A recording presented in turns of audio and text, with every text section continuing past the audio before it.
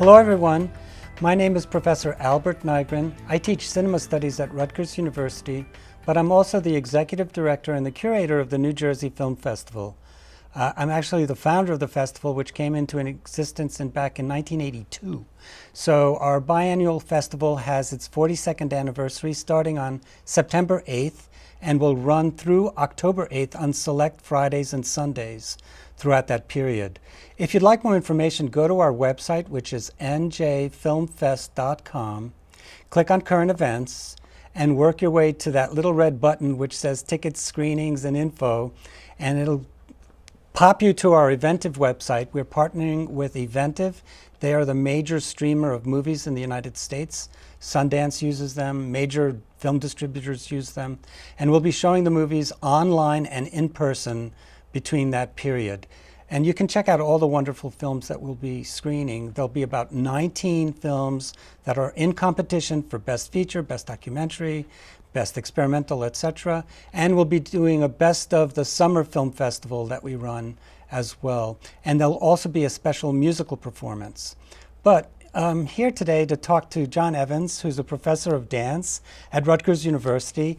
And we're really proud to premiere his new film called Breaking the Surface, which is a dance film about climate change. And it was set in New Jersey and features these amazing dancers and is co-directed by Ani Javian. And welcome, John. Thank you for having me. Ani Javian and I co-directed and co-choreographed this film. It came about through a grant cycle at Rutgers, putting together scientists and artists from different fields. And I had some ideas percolating in the back of my head about some dance underwater and some dance in a tank and all of these things that were sort of swirling around. I'm primarily a stage choreographer in contemporary modern dance, but I've made a number of films over the years.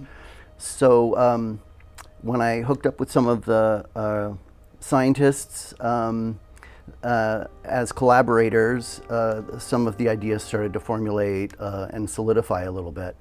So we filmed most of this down in Egg Harbor Township at the Rutgers Marine Research Facility. And there's just a number of amazing locations on the property there around the facility, which is an old Coast Guard station. So it was really a wealth of sort of different textures and environments for the film.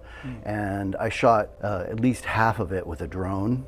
So it was a great location to be able to do that because there was nobody around except us, because sometimes it's a little complicated to be filming with drones depending on where you're at. So that was another bonus for the film. Well, the thing is that the collaboration is really quite strong because the dancers bring their own moves to the film, but the general emphasis is to kind of paint an ugly picture of climate right now. And the space that you use is absolutely wonderful, but most likely will be underwater in the next decade or so if things continue in the way that they're going. So I think your film shows that very subtly. It's very beautiful to watch. The interaction between the camera and the dancer is much like a dancer dancing with another dancer. And I really love the freeze frames and the lap dissolves and the superimpositions to create an environment that shows you that these dancers are also concerned about the plight of the world. So how much planning went into the film? So a lot of thought and research around the location, and Ani and I spent some time in the studio pre-choreographing some material for the dancers to learn. Right. And then yes, they did contribute a lot of their own selves into this because they created solos, a couple of different kinds of solos that we could film in different locations. And you know, I mean, modern dance is not narrative in structure, right? And it can sort of have it can be a hard thing to access for people who haven't seen it before or not familiar with it.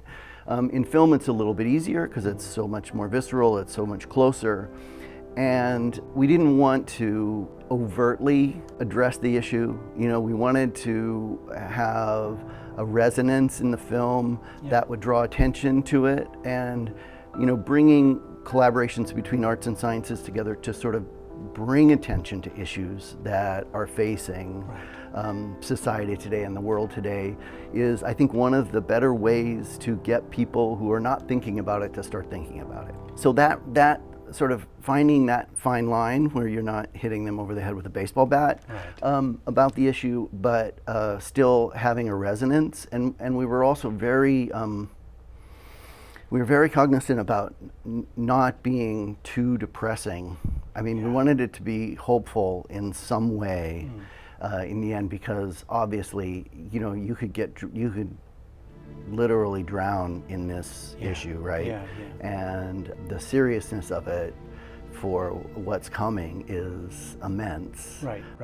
For a lot of mainstream viewers, they look at a dance film, they're not really sure what to see. But I always tell people well, how do you feel when you're watching Exactly. it? And that's, I think, the way that your film, Breaking the Surface, works. Folks, you absolutely must see this film. It's part of our opening evening, and we'll be showing it on Friday, September 8th. It'll be online for 24 hours. The film will be shown with another short documentary called Fandango, Portrait of an Opera Workshop. And To Understand an Anemone by Emily Goodchild is the other short that we'll be screening, and it's one low price, $15 for general admission, and you can watch it online and come to the in-person screening at 7 p.m. in Voorhees Hall, room 105 at 71 Hamilton Street on the beautiful Rutgers campus in New Brunswick, New Jersey.